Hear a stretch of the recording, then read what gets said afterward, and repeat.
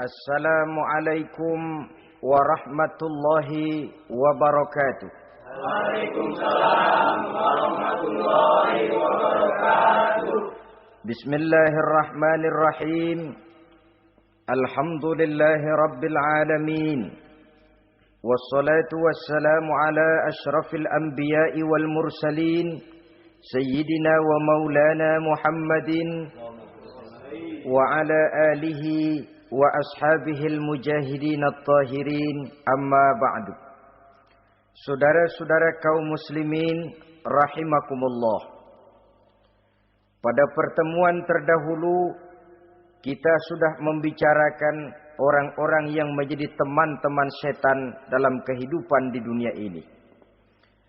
Maka pada pertemuan kali ini kita akan membicarakan tentang siapa yang menjadi musuh-musuh setan di dalam kehidupan.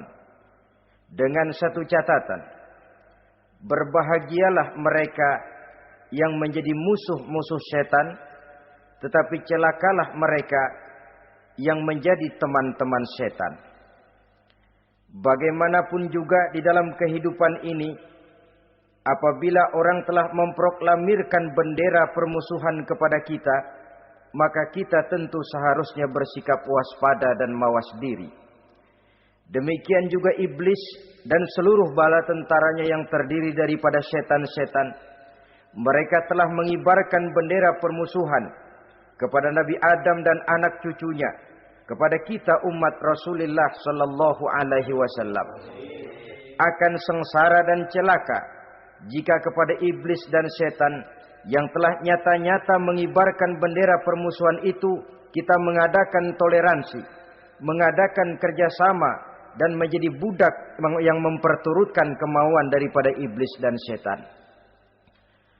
Siapa yang menjadi musuh-musuh setan dalam kehidupan ini? Inilah pertanyaan berikutnya yang diajukan oleh baginda Rasul kepada iblis. Hai iblis, kalau teman-temanmu adalah seperti yang telah engkau jelaskan tadi, sekarang cobalah beritahu saya, siapa di antara umatku yang menjadi musuhmu dalam kehidupan ini? Atas pertanyaan ini, iblis laknatullah menjawab, ya Rasul, musuh-musuhku di antara umatmu, pertama, anta ya Muhammad. Musuhku yang pertama adalah engkau, wahai Muhammad. Kenapa iblis mencatat Nabi Muhammad sebagai tokoh nomor satu dalam deretan musuh-musuhnya? Mudah difahami. Pertama, keberadaan Rasul merupakan rahmah lil alamin, rahmah bagi lingkungan. Yang kedua, beliau berfungsi menyelamatkan manusia dari tempat yang gelap gulita, dari tempat kesesatan menuju tempat yang terang benderang penuh berisi petunjuk dan hidayah dari Allah Subhanahu wa taala. Maka menurut iblis, inilah manusia perintang pertama atas segala daya dan usahanya menggelincirkan manusia ke jalan yang dimurkai oleh Allah Subhanahu wa taala. Kalau kita baca sejarah, risalah yang dibawa oleh Nabi Muhammad ini memang merupakan risalah yang membawa rahmah bagi alam sekitarnya. Ada sedikit perbedaan dengan risalah-risalah sebelum beliau. Sepertinya risalah yang dibawa oleh para rasul terdahulu itu mempunyai efek yang langsung pada kehidupan di dunia ini. Nabi Nuh misalnya menyampaikan agama. Hai umatku, ini agama. Umat menentang, turun banjir yang menenggelamkan orang-orang kafir. Azab diturunkan pada waktu itu juga pada saat nabinya masih hidup. Jadi azabnya itu jenis cash, kontan. Nabi Soleh, hai umatku, ini agama. Mereka menolak, turun gempa bumi yang amat hebat menggulung orang-orang kufur. Nabi Musa, hai umatku, ini agama.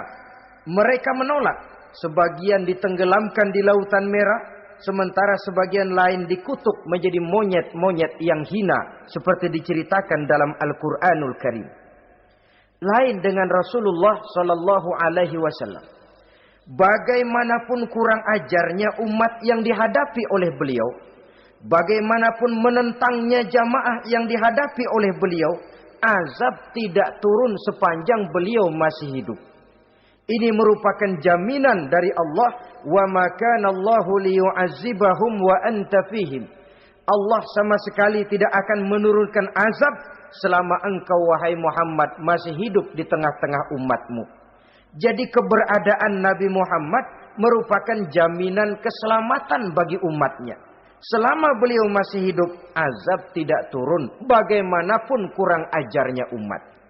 Di sini sedikit bedanya dengan nabi-nabi terdahulu. Juga perbedaan dalam pola dakwah. Nabi Nuh ketika dakwahnya ditolak oleh umat, keluar doanya meminta umatnya ditenggelamkan. Tetapi Nabi kita ketika dilontari batu oleh umat, malah beliau mendoakan umatnya agar memperoleh hidayah. Oleh sikap yang semacam ini, wajar lalu iblis menganggap Nabi Muhammad sebagai musuh ranking pertama. Yang kedua, siapa musuhmu di antara umatku? Yang kedua kata iblis, musuhku Muhammad imamun adil. Pemimpin yang adil. Itu yang akan menjadi musuhku di dunia ini. Putus asa iblis menghadapi pemimpin yang adil. Tipu dayanya tidak terkena. Segala tingkah polanya tidak diperturutkan. Imam yang adil, pemimpin yang adil merupakan musuh daripada iblis laknatullah alaih. Apa sebabnya? Karena pemimpin yang adil mempunyai dampak dalam kehidupan di dunia ini. Melindungi orang banyak, menenteramkan orang banyak. Makin aman, tentram, tenang situasi dan kondisi, makin mudah orang melaksanakan ibadah. Makin tekun orang melaksanakan ibadah, makin dekat dia dengan Allah. Makin dekat manusia dengan Allah, makin jauh dia dari iblis. Sebab dua hal ini selalu kontradiktif. Jika kita jauh dari Allah, tentu dekat dengan iblis. Jika kita jauh dari iblis, harus dekat tentu dengan Allah. Dan begitu selanjutnya. Dalam kaitannya dengan kehidupan kita sekarang, saudara-saudara, disinilah perlunya mempersiapkan manusia. Membangun manusia itu jauh lebih sulit daripada membangun jembatan. Membangun manusia itu lebih sulit daripada membangun gedung-gedung bertingkat. Termasuk membangun dan mempersiapkan calon-calon pemimpin yang adil di masa yang akan datang. Membangun jembatan penting. Tapi lebih penting daripada membangun jembatan adalah membangun manusia yang bikin jembatan. Sebab kalau manusia yang bikin jembatan tidak dibangun lebih dahulu, saya khawatir jembatannya nanti habis dimakan oleh yang bangun jembatan. Mengaspal jalan raya penting. Lebih penting dari mengaspal jalan raya, membangun manusia yang mengaspal jalan itu. Sebab kalau manusia yang mengaspal jalan bermental rusak dan bejat, saya khawatir jalan belum selesai, aspalnya habis dimakan oleh yang ngaspal. Inilah pentingnya membangun manusia pembangunan. Semua tugas-tugas besar, semua pekerjaan-pekerjaan yang baik harus berangkat dari niat yang baik, berangkat dari hati yang bersih. Siapapun adanya kita, apapun profesi kita. Yang jadi kiai, marilah berangkat dari niat yang bersih. Yang jadi mubaligh, marilah berangkat dari niat yang bersih. Niatnya itu mau menghidupkan Islam atau mau cari hidup jual Islam. Kalau mau menghidupkan Islam, mari sama-sama kita berjuang. Tapi kalau mau cari hidup untuk dengan menjual Islam, minggir saja daripada nanti bikin malu. Yang mengurus masjid, mari berangkat dari niat yang bersih. Ngurus masjid itu niatnya mau menghidupkan masjid atau mau cari hidup di dalam masjid. Kalau mau menghidupkan masjid, mari. Tapi kalau mau mencari hidup di dalam masjid, tolong minggir saja daripada nanti bikin aib. Yang jadi orang alim, mari berangkat dari niat yang bersih. Jangan memperjualbelikan fatwa yang halal dikatakan haram, yang haram jadi samar-samar, nanti membingungkan umat. Berangkat dari niat yang bersih, membangun manusia, pembangunan. Ini barangkali istilah yang lebih kena. Saudara-saudara kaum muslimin rahimakumullah. Setiap kita pada hakikatnya punya bakat. Secara fitrah yang kita bawa. Bakat apapun kita ini punya. Saudara punya bakat jadi pemimpin. Saudara pun punya bakat jadi pengkhianat. Saudara punya bakat jadi orang soleh. Saudara juga punya bakat jadi orang salah. Saudara punya bakat jadi orang besar. Saudara pun punya bakat jadi orang hina. Seluruh bakat ada di dalam diri kita. Tinggal nanti pertumbuhannya mana yang lebih subur. Saudara punya sifat berani. Saudara pun punya sifat takut. Seberani-beraninya orang mesti ada sifat takutnya. Nanti mana yang tumbuh lebih subur. Kalau takutnya tumbuh lebih subur, dia akan jadi orang penakut. Kalau beraninya yang tumbuh lebih subur, dipupuk oleh lingkungan, pendidikan dan sebagainya, dia akan tumbuh jadi orang pemberani. Oleh karena itu, agama merupakan lingkungan yang subur untuk menumbuhkan benih-benih yang baik yang kita bawa bersamaan dengan lahirnya kita ke alam dunia ini. Setiap kita, saya, saudara, punya bakat jadi pemimpin, punya bakat jadi pengkhianat, punya bakat jadi pengabdi, punya bakat jadi koruptor, punya bakat jadi pemelihara, punya bakat jadi perusak. Tinggal nanti lingkungan pendidikan yang menumbuhkan mana yang tumbuh lebih subur. Kalau lingkungan saudara lingkungan maling, maka sifat pengkhianat akan tumbuh lebih subur. Kalau nanti saudara jadi pemimpin, insya Allah korupsi. Lingkungan yang menumbuhkan sifat mengabdi, sifat berbuat tanpa pamrih, kalah. Dikalahkan oleh sifat pengkhianat dan korupsi itu yang dibentuk oleh lingkungan, pendidikan, pengalaman dan sebagainya. Oleh karena itu, secara dini, agama menanamkan, menyuburkan fitrah-fitrah yang baik yang kita bawa bersamaan dengan hadirnya kita dalam kehidupan ini. Sebab itu seorang penyair bernama Syauqi mengatakan dalam sebaik syairnya, waladatka ummuka ya ibna adam bakian wan nasu haulaka yadhakuna surura. Hai manusia, pada saat kamu dilahirkan kamu menangis dan orang lain di sekelilingmu ketawa. Kakek senyum dapat cucu baru, paman gembira dapat keponakan baru, sementara kita yang lahir menangis. Betul apa benar? Apa ada saudara yang begitu dilahirkan terus nyengir? Saya kira kabur dukunnya itu. Setiap kamu hai manusia lahir dalam keadaan menangis, orang sekelilingmu tertawa.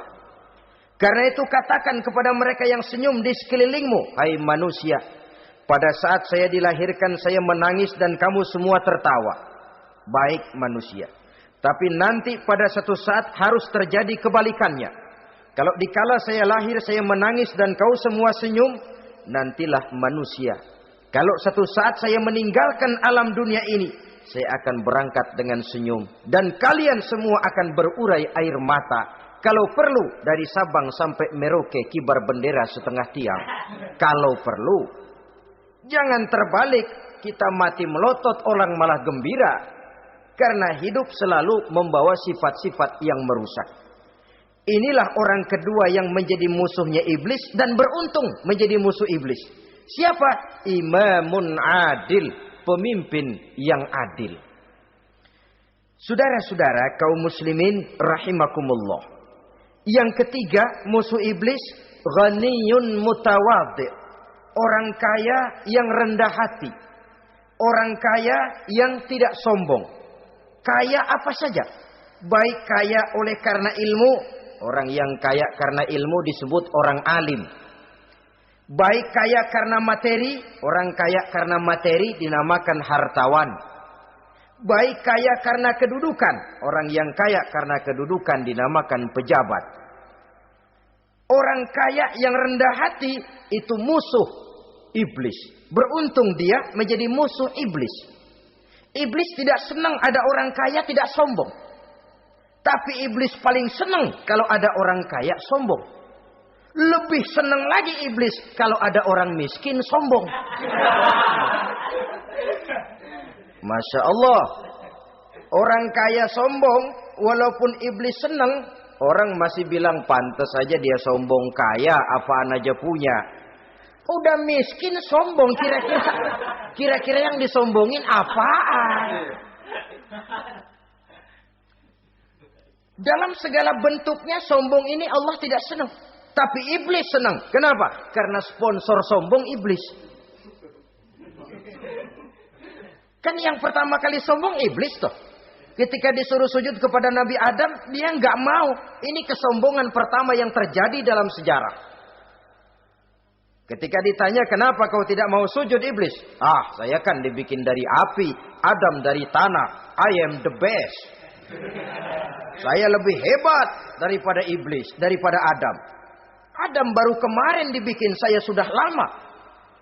Kata Allah, kamu sombong iblis, ini surga bukan tempat orang sombong. Keluar! Terusir dia dari surga. Jadi, kesombongan pertama adalah kesombongan yang dilakukan oleh iblis. Dan dia tanamkan itu kepada kita. Supaya jadi orang sombong.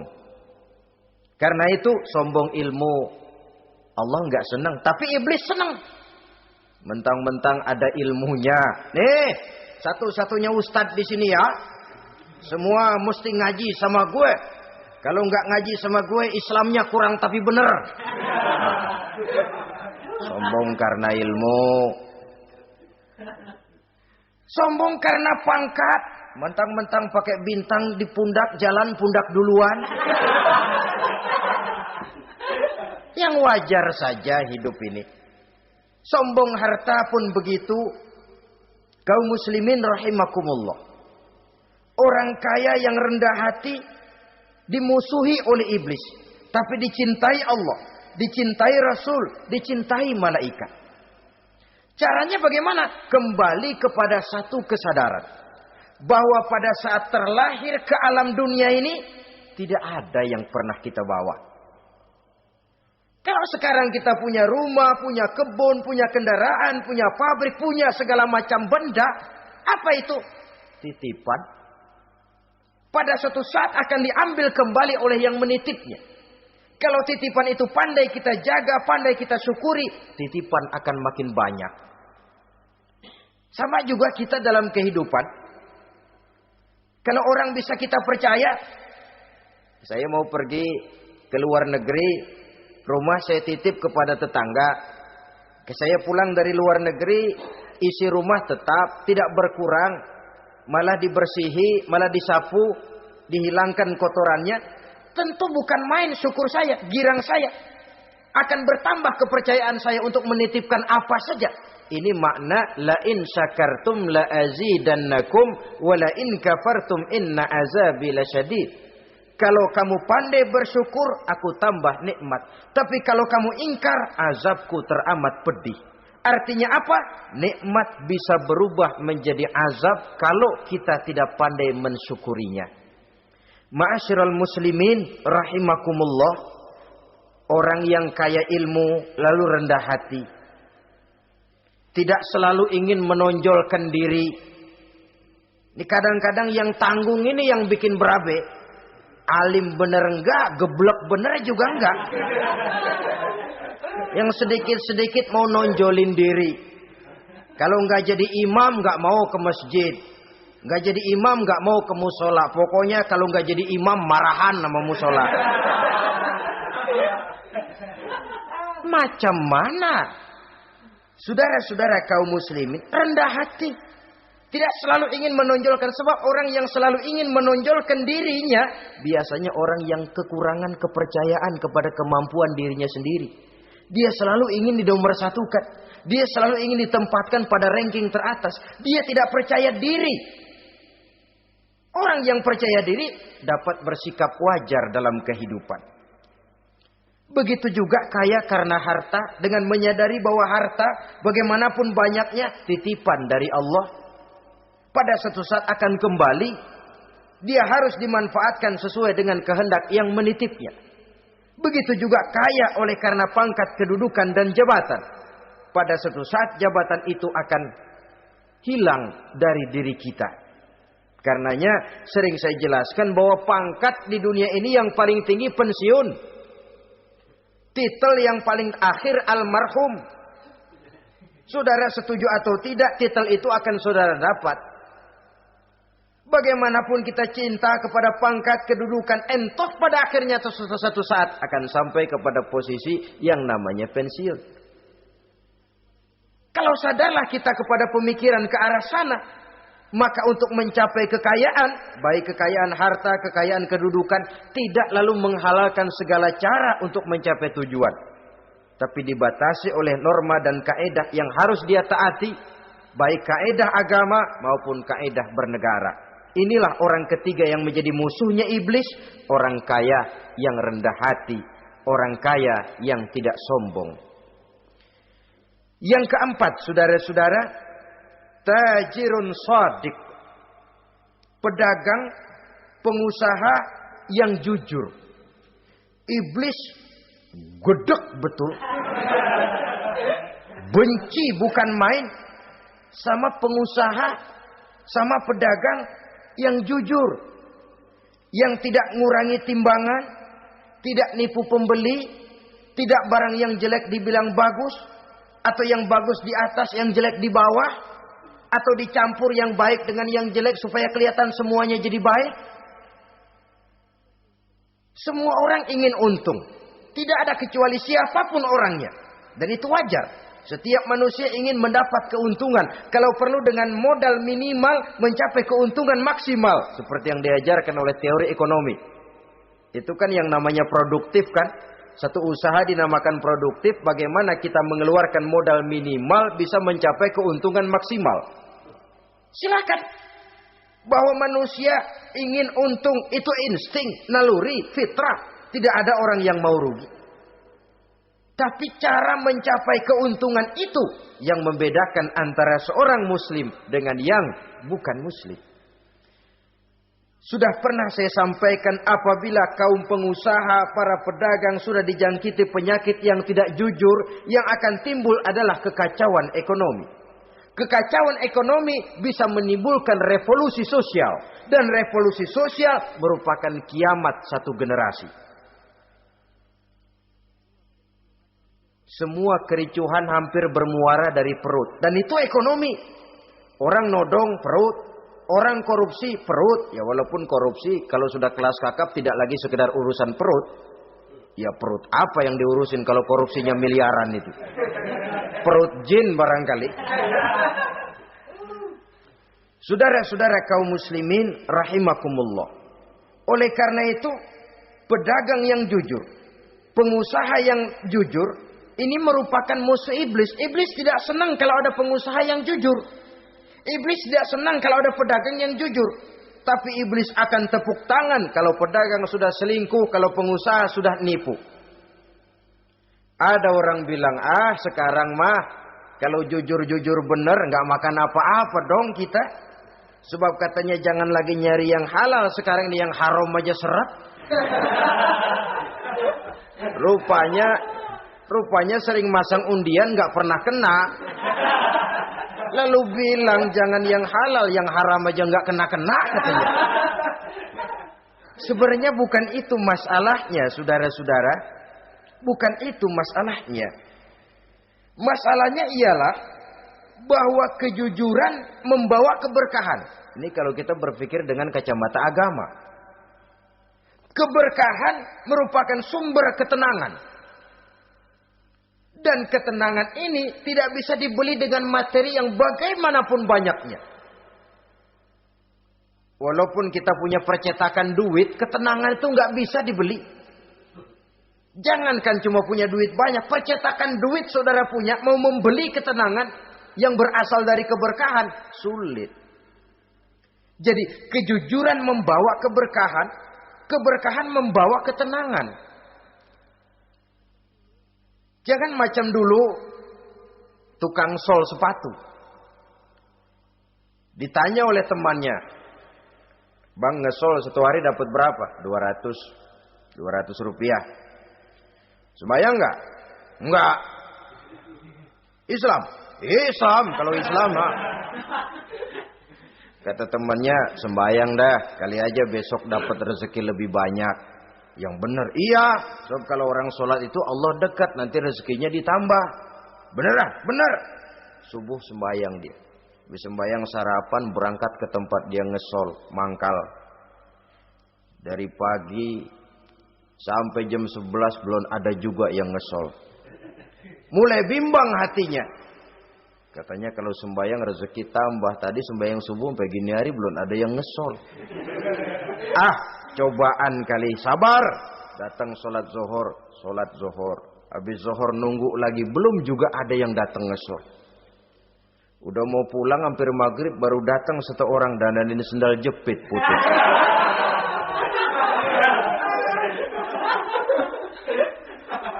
Sudah bayar 25 rupiah, pulang dia si tukang sol ini, ketemu sama temennya yang nyuruh sholat tadi. Ditanya, "Bagaimana penghasilan ini hari?" Apa dijawab? "Gua kapok deh sembahyang."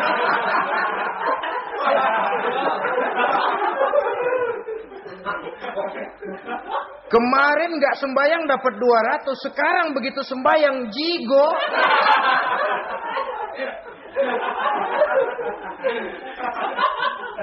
Dia tidak sadar bahwa dari kacamata agama, 25 rupiah yang membawa berkah jauh lebih baik ketimbang 200 uang panas. Dari kacamata agama, 25 rupiah yang membawa berkah lebih baik daripada 200 rupiah tapi panas. Sebab panas menjauhkan kita dari ketenangan. Itulah sebabnya, maka pedagang yang jujur, pengusaha yang jujur menjadi musuh setan dan beruntung. Sekarang jadi pengusaha jujur-jujur nggak dapat proyek, Pak. Kalau nggak bisa semur. Padahal agama sudah menjelaskan ar-rashi wal murtashi finnar. Orang yang nyogok dan orang yang disogok, dua-duanya neraka. Kenapa? Join termasuk ta'awanu 'alal ismi wal udwan. Bertolong-tolongan dalam berbuat dosa dan kesalahan. Kalau hadiah, lain hadiah. Kalau sedekah, lain sedekah. Tapi yang namanya semir, suap, ar-rashi wal murtashi finnar. Saudara-saudara kaum muslimin rahimakumullah. Jadi pedagang yang jujur, pengusaha yang jujur merupakan salah satu roda perekonomian.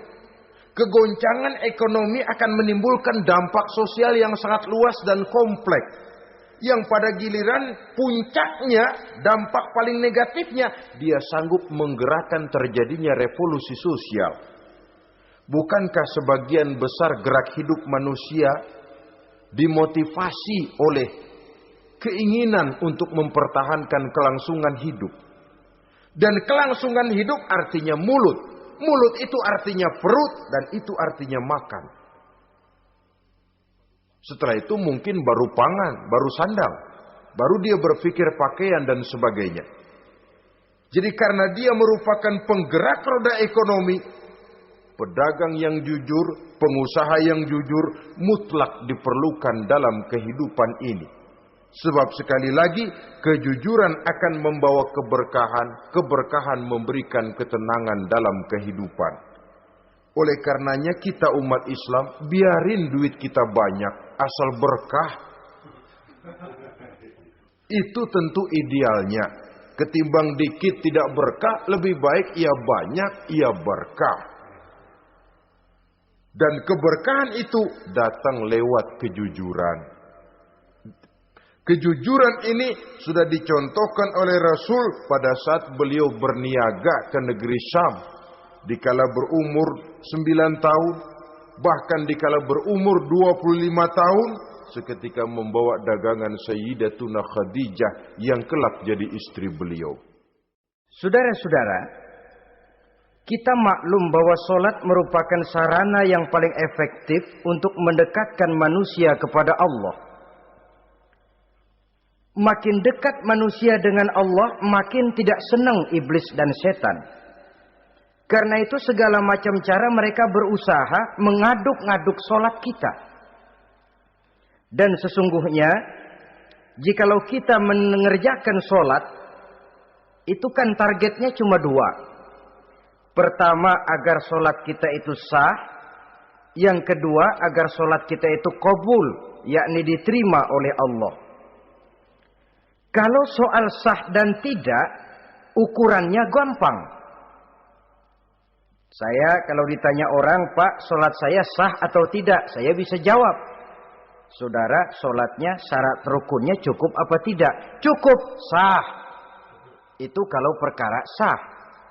Tapi kalau sudah perkara qabul, Pak, solat saya diterima atau tidak oleh Allah? Ini saya tidak bisa jawab. Kenapa? Soal qabul mencakup masalah batin. Cuma ukuran logikanya, kalau syarat rukun cukup, insya Allah qabul. Saudara-saudara kaum muslimin rahimakumullah. Oleh karenanya, pada saat kita sholat, iblis, setan datang dari segala macam penjuru supaya kita kehilangan rasa khusyuk. Apalagi kalau kita jadi imam yang gerak kita, bacaan kita dilihat, didengar, disaksikan oleh orang banyak. Digodanya gerakan kita, dibolak-baliknya hati kita supaya di dalam sholat itu banyak yang kita ingat. Hal-hal yang tidak ada hubungannya dengan sholat. Kadang-kadang belum sholat kita ribut nyari pulpen. Enggak ketemu. Begitu takbir ingat pulpen di atas lemari. Mulai goncang lagi niat kita sholat. Kadang-kadang kalau hati tidak bisa dipermainkan, iblis berbisik lagi. Gerakan kita dalam sholat tidak mencerminkan kekhusyuan. Kalau gerak juga ternyata masih bisa khusyuk, bacaan kita dibuatnya kita seperti dikejar-kejar waktu. Sholat Isya misalnya, dengan cara kilat khusus, super singkat. Saya katakan tadi, apalagi kalau kita jadi imam, iblis mudah mendatangkan penyakit riya. Karena mengimami orang banyak, lalu supaya dikira alim, dibuatlah sholatnya itu mantep-mantep. Surahnya dicari yang panjang-panjang. Paling pendek sabihis sama wadduha. Tapi kalau sudah sholat sendirian, cukup inna a'toinakal kautsar sama kul huwallahu ahad. Kayaknya khusyuk bukan main. Kalau imam, bahasanya dipaseh-pasehin. Kayak orang 16 tahun di Mekah.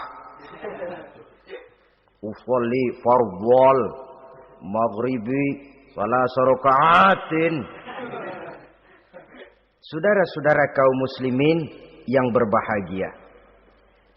Oleh karena solat merupakan sarana yang paling efektif untuk mendekatkan diri dengan Allah, maka orang yang khusyuk di dalam solatnya merupakan musuh utama daripada iblis.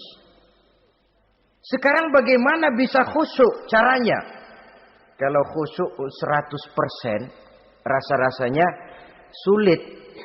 Untuk sampai ke arah sana orang memerlukan tahapan. Kepada Imam Ali karramallahu wajhah, baginda Nabi pernah memberikan satu tes. Ali, saya ya Rasul, kalau kau bisa sholat 2 rakaat saja dengan khusyuk, aku kasih hadiah sorban. Baik ya Rasul, sembahyang Imam Ali 2 rakaat. Selesai sholat, assalamualaikum, wassalamualaikum. Rasul bertanya, yang mana sorbannya Li? Tanpa nengok, Imam Ali menjawab, yang hijau ya Rasul. Setelah menjawab yang hijau, Rasul berkata, kamu tidak khusyuk Li. Kenapa? Soalnya tadi waktu sembahyang mikirin. Nanti kalau ditawarin sorban pilih yang hijau aja ah. Sehingga begitu ditanya refleks menjawab yang mana li? Yang hijau saja ya Rasul. Oleh karena itu menurut Al-Imam Nawawi pada tingkatan yang paling sederhana sudah sampai ke tingkat khusyuk asal pada waktu takbiratul ihram ingat kepada Allah. Tapi jangan lupa itu tangga pertama. Jangan ada fatwa begini lalu aman.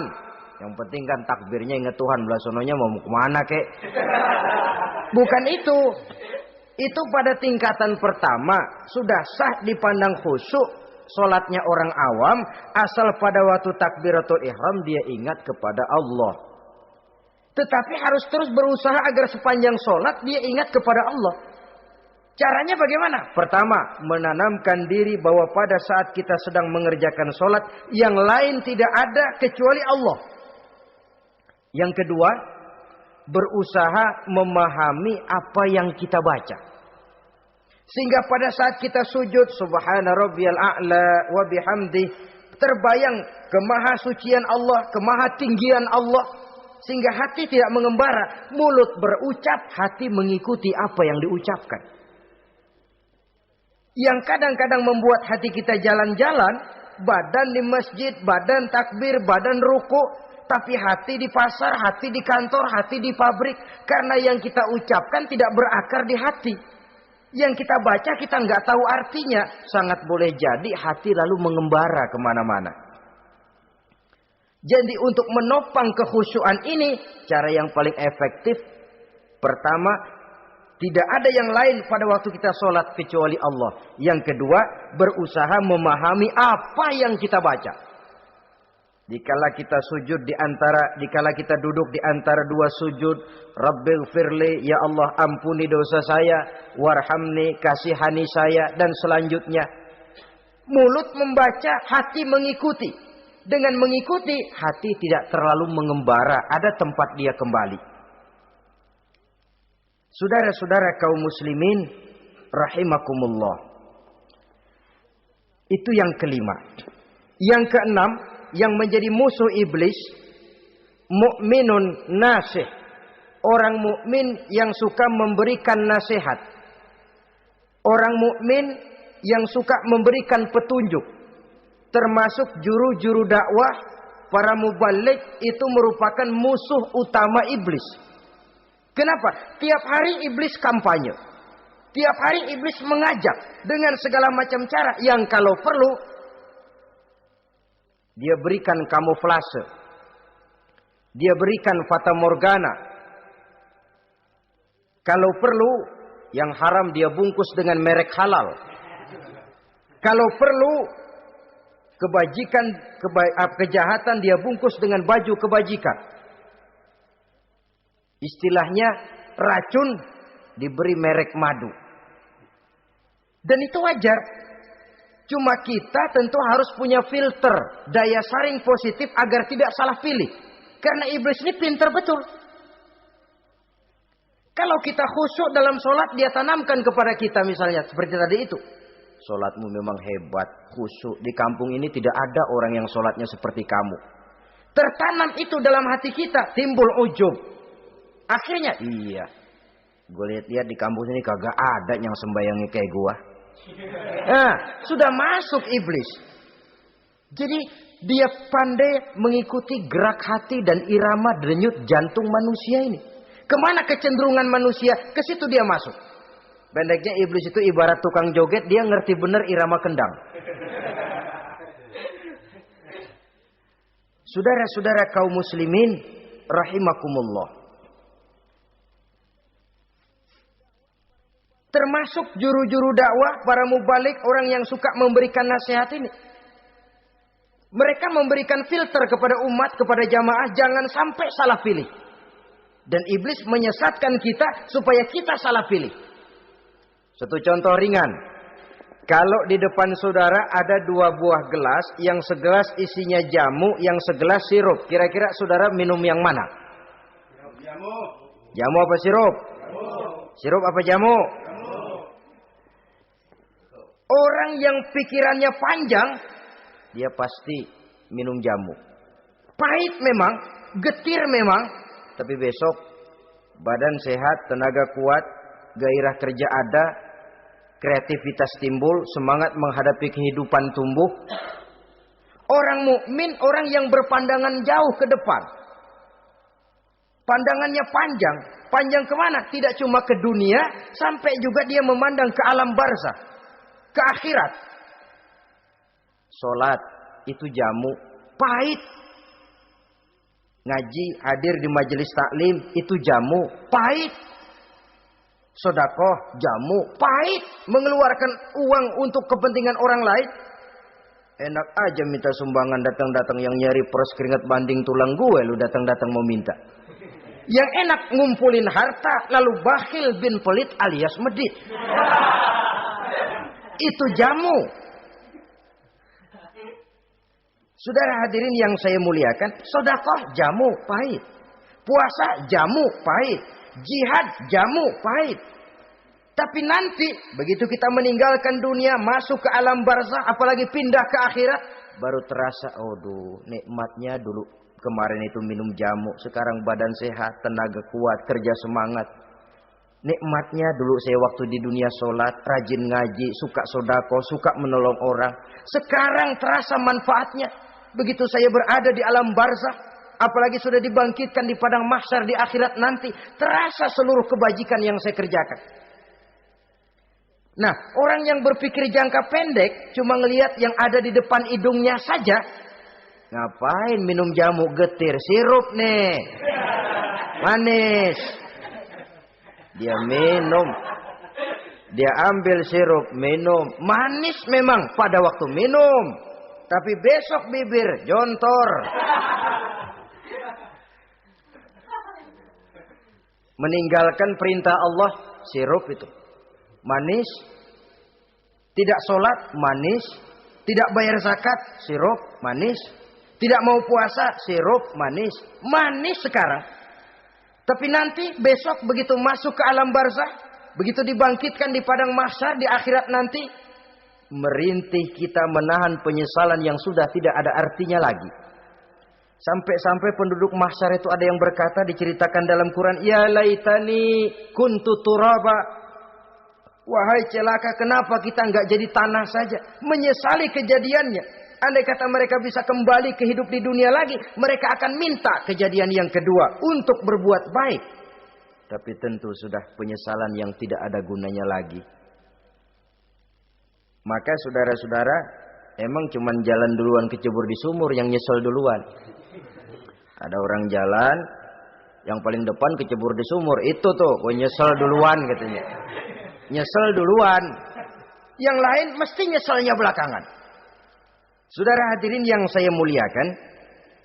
Nah, orang yang suka memberikan nasihat kepada orang lain dimusuhi iblis. Kenapa? Tentu nasihat yang membawa kebaikan. Iblis enggak senang betul itu. Kita nasihatin teman, udah berhenti dah, jangan pada mabuk lagi. Iblis gergetan bener. Ini orang dilarang lagi. Kita nasihati teman, udah jangan masang-masang lagi dah, nggak bakalan kena, dikebohongin. Nggak ada orang jadi kaya masang judi, bangkrut malah loh. Ini kan termasuk tipu daya iblis, judi dinamain sumbangan. Itu sama saja itu, madu, racun mereknya madu. Judi dinamain sumbangan. Kalau Kang Beca pada nyumbang. Ya orang kaya lagunya.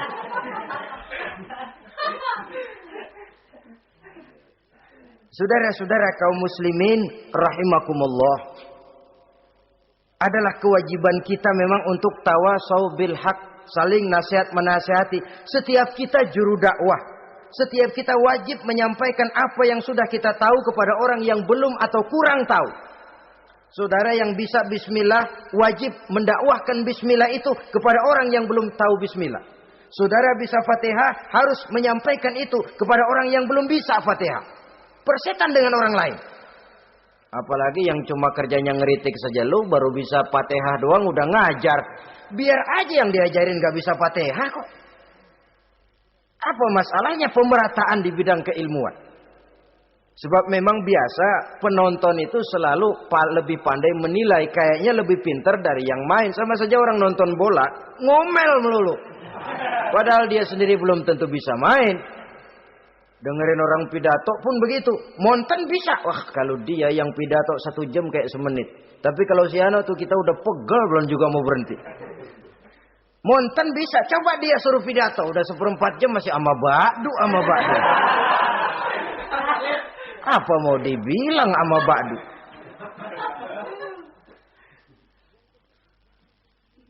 Yang ketujuh, yang menjadi musuhnya iblis, taibun sabitun ala taubatihi. Orang yang bertaubat dan tetap di atas taubatnya. Secara jujur, tidak ada manusia yang tidak punya salah.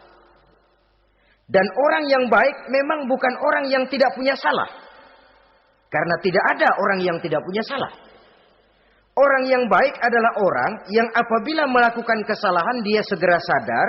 Dijadikannya itu sebagai pelajaran untuk tidak diulanginya lagi pada masa yang akan datang. Biasanya kita menghakimi orang pintar. Kita nggak merasa bahwa kita juga punya kesalahan. Kalau kita ngelihat maling ayam, kita teriak. Padahal kita nyolong kambing. Lebih besar dari si maling ayam. Merasa diri lebih benar dari yang lain. Padahal kita lebih kotor dan lebih jelek. Hilang sifat introspeksinya. Yang kita musuhi, yang kita caci maki, tahu-tahu kita sendiri yang melakukannya. Saudara-saudara kaum muslimin. Orang yang bertaubat dan tetap dalam taubatnya stabil. Itu musuh iblis. Apa ada orang yang taubatnya nggak tetap? Ada. Yang istilah kita taubat sambal namanya. Kalau dia makan sambal kepedesan, taubat makan sambal. Besok mau makan kagak ada sambal, ngomel. Mana sambal? Kemarin udah taubat. Sekarang mana sambal? Ini taubat yang namanya taubat sambal. Istighfar, habis istighfar. Nyolong lagi. Istighfar lagi. Besok nyolong lagi. Istighfar lagi. Itu taubat yang tidak tetap namanya. Allah Maha Pengasih dan Penyayang dengan segala kebesarannya. Ia akan memaafkan segala perbuatan yang bersifat salah dari hamba-hambanya. Cuma manusia kadang-kadang yang tidak mau memaafkan dirinya sendiri. Amat dungu manusia macam ini. Membiarkan dirinya hanyut berlarut dalam lembah dosa. Sementara dia diberikan umur, tidak digunakannya untuk bertaubat. Innallaha yaqbalu taubatal abdi ma lam yugharghir. Allah senantiasa akan menerima taubat seorang hamba sepanjang nafasnya belum sampai di tenggorokan. Kalau nafas sudah sampai di tenggorokan baru berniat taubat, kasib terlambat. Kayak Fir'aun. Fir'aun itu begitu ditenggelamkan di lautan merah, udah cengap-cengap mau mampus, baru ngomong dalam sekaratnya, amantu bi Rabbi Musa wa Harun. Kalau begini mah saya juga percaya sama Tuhannya Musa. Udah sekarat baru mau taubat, malaikat maut gemes banget dilelepin, mati.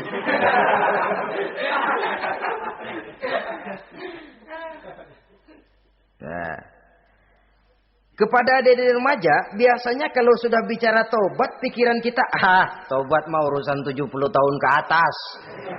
Kita masih lama ini. Sebenarnya tidak. Masalah taubat adalah masalah salah dan dosa.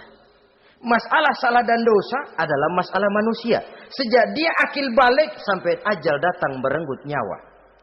Hidup ini tidak selalu berjalan mulus. Hidup ini tidak selalu berjalan di atas kertas putih. Kadang kita tersilap, kadang kita tersalah. Kadang situasi dan kondisi menyebabkan kita berbuat lain dari yang seharusnya. Itu kehidupan. Silih berganti.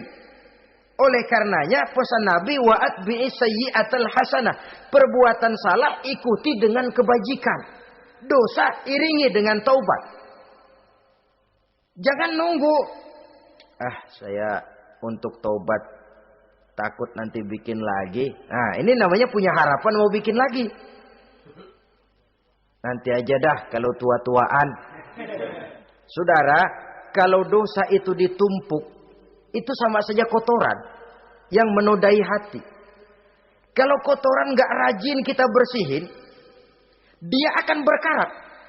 Dan kalau sudah berkarat, sudah sulit untuk dibersihkan. Itu makna ungkapan Imamul Ghazali, hati manusia sebening kaca. Lapisan dosa yang dia kerjakan adalah debu yang menutupi jernihnya kaca. Orang yang bersih dari dosa, dekat dengan Allah, hatinya jernih seperti kaca. Dari hati yang jernih, radarnya kontak kepada Allah. Sinyalnya nyambung channelnya itu. Getarannya hebat.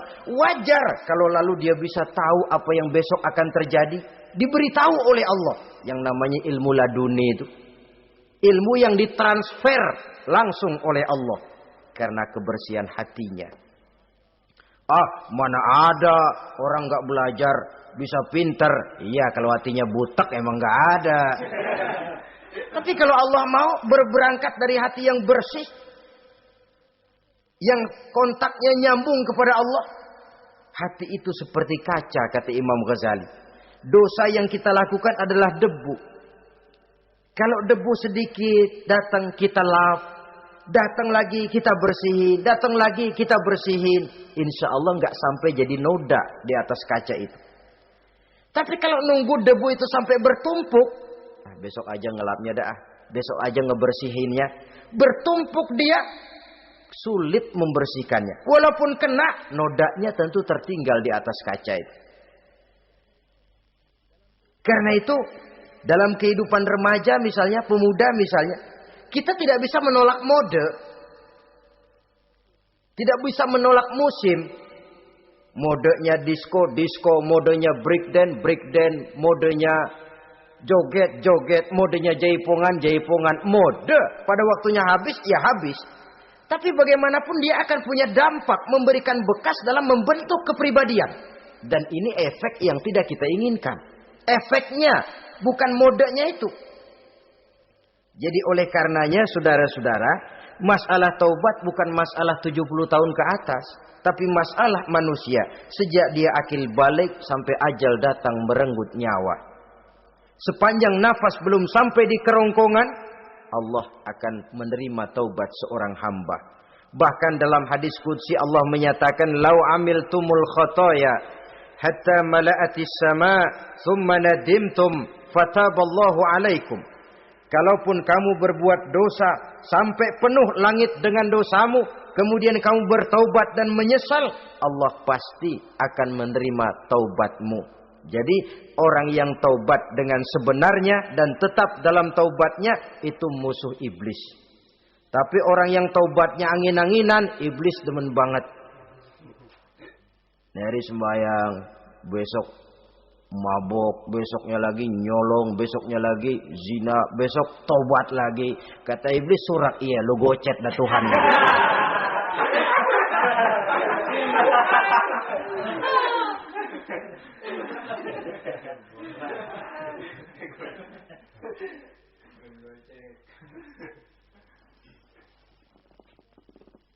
Selanjutnya, yang ke-8, musuh iblis, musuh setan, mukminun yudawi mu'alat taharah. Orang mukmin yang membiasakan diri selalu dalam keadaan bersuci. Baik dari hadas kecil, lebih-lebih dari hadas besar.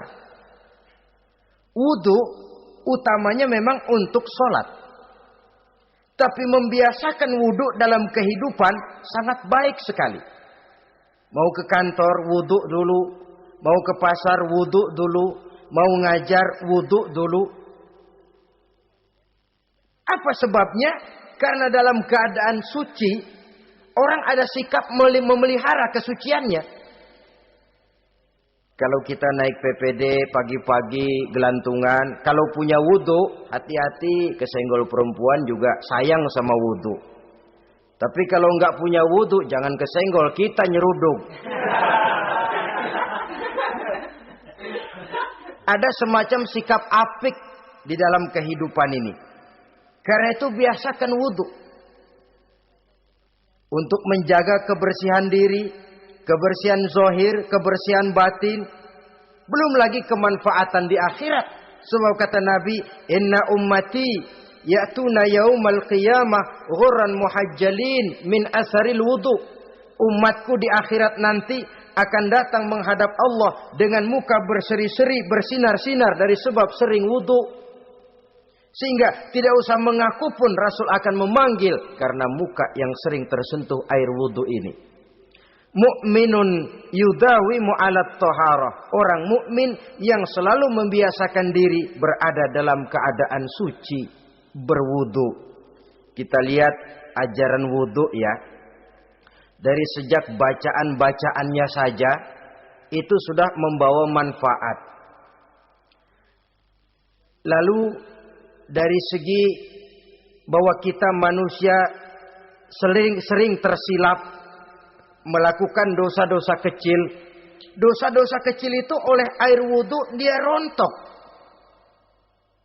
Tangan kita suka colak-colek. Pada saat membasuh dua tangan, Allahumma inni as'alukal yumna wal barakah wa a'udzubika minasyu'mi wal halakah. Dosa yang ada di tangan itu rontok. Mata kita suka pelotot-pelotot, enggak karu-karuan. Pada saat membasuh muka, nawaitu raf'al hadasil asghar. Dosa yang ada di mata rontok. Dari segi pembersihan batin. Belum lagi dari segi pembersihan zahir. Sehari semalam kalau 5 kali saja kita terkena air wudhu, itu sudah menjaga kesehatan dan kebersihan.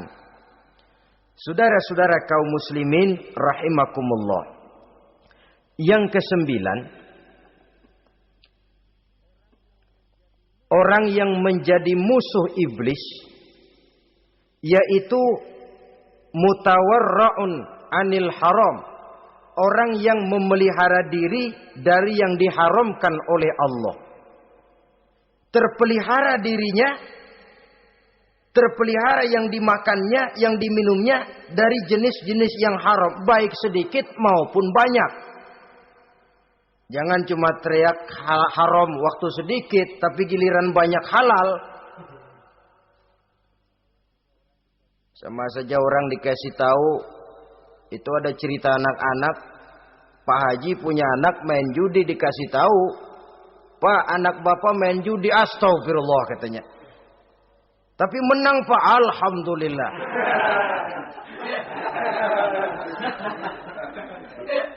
Ini kan sama saja. Giliran sedikit dibilang haram karena dia nggak dapat jatah, begitu dapat banyak dan dia kecipratan jadi halal.